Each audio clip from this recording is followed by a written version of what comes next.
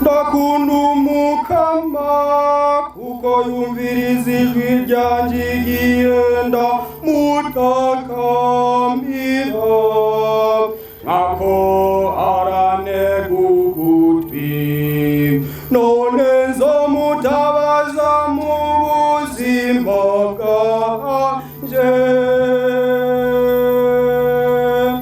Imigozi y'urupfu yari yanekeye, amaganya yo mu nyenga yari yansagirije, nari nzigirijwe n'amarushwa n'intimba.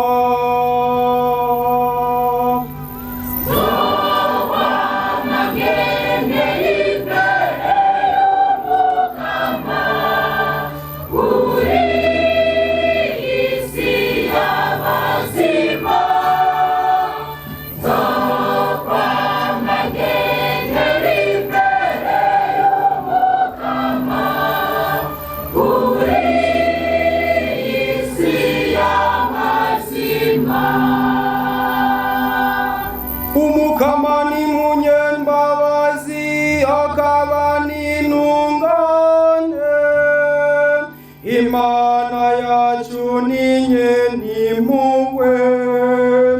Umukama azigama ibitahazi, nari nduhijwe ntarankiza.